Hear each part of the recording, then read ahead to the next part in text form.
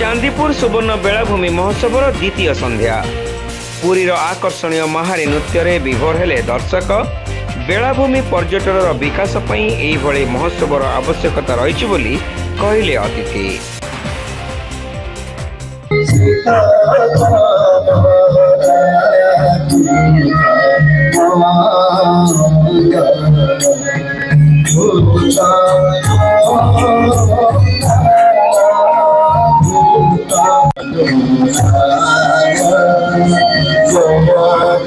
अर्थनैतिक अभिवृद्धिर एक प्रमुख माध्यम बेलाभूमिर सामग्रिक विकास पई महोत्सव आयोजन यथेष्ट आवश्यकता रही।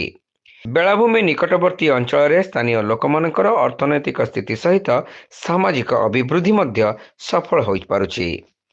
ओडिशार लोककला संस्कृति तथा परंपरार प्रचार प्रसार दिगरे दीर्घ 26 वर्ष धरी जारी रही चांदीपुर सुवर्ण बेलाभूमि महोत्सव भली आयोजन एक माइल खुंट साब्यस्त होइछि। ए दिगरे प्रतिष्ठाता तथा साधारण संपादक स्वर्गत विस्मय महांती अवदान अनन्य बोली चांदीपुर सुवर्ण बेलाभूमि महोत्सव द्वितीय संध्यार मुख्य अतिथि बालेश्वर पौर अध्यक्षा सविता साहू मत प्रकाश करथिले।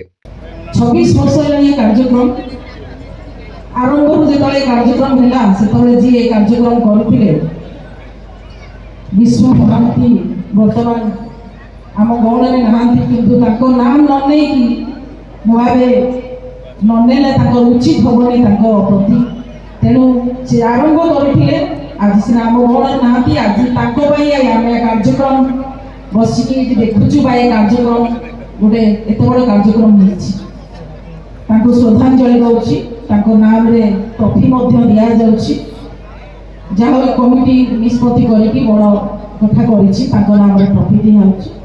तो धन्यवाद देवी कमिटी की बीच फेस्टिवल तथापि एत जाड़ शीतर से आज कार्यक्रम को उपभोग करने आसी तेणु अनेक अनेक धन्यवाद देवी मोर श्रोता को जो देखणाहारी समस्त को ये ठंडा अधिक मात्रा पड़ी वर्ष। टीपीएन ऑडियल प्रकल्प मुख्य प्रदीप महांती यह कार्यक्रम में सम्मानित अतिथि भाव जोगदे महोत्सव कमिटीर उद्यम को प्रशंसा करने सहित विद्युत वितरण क्षेत्र में टीपीएन ऑडियल सेवा संपर्क में आलोचना करथिले।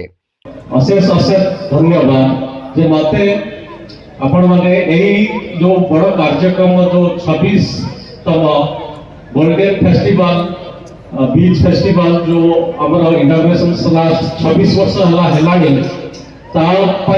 मु आपको अशेष अशेष धन्यवाद कहूँ जे बालेश्वर एत बड़ प्रोग्राम आपण कंटिन्यू करी चली लास्ट 26 वर्ष है डेफिनेटली ये गोटे cultural program this is show of arts culture and design city रे एही प्रोग्राम को हमें कंडक्ट करूछु आ ता पई टीपीएन ऑडियल को आपण भागी करचंती सेति पई मो आपण को पाखरे धन्यवाद प्रदान करूछु।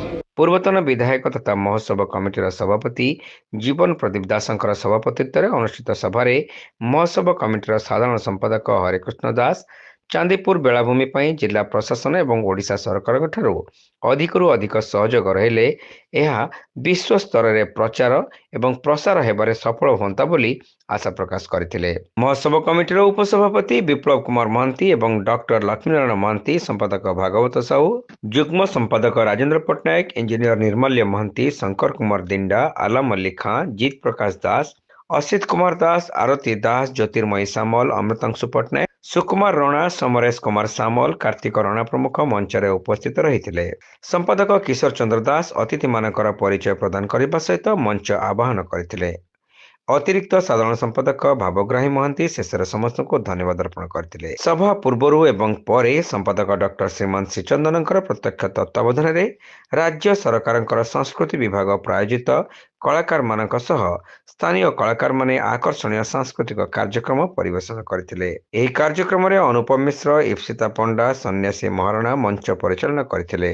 अन्यमानक मध्य महोत्सव कमिटीर कोषाध्यक्ष माधवानंद मिश्र, संपादक प्रशांत महांती, गंगाधर राउत, दिव्यज्योति महांती, ज्योतिरादित्य महांती, मानस दास, संजय प्रधान, संध्याराणी भूया, ରାମନାରାୟଣ ଶତପଥୀ, ସତ୍ୟନାରାୟଣ ନନ୍ଦ, ତପନ ଜେନା, ହାଇଦର ଅଲି ଖାଁ, ଶ୍ରୀକାନ୍ତ ନାୟକ, ସଞ୍ଜୟ ଦାସ, ଆଶିଷ ଦାସ, ବାପି ସୋରେନ ପ୍ରମୁଖ ସମସ୍ତ କାର୍ଯ୍ୟ ପରିଚାଳନାରେ ସକ୍ରିୟ ସହଯୋଗ କରିଥିଲେ।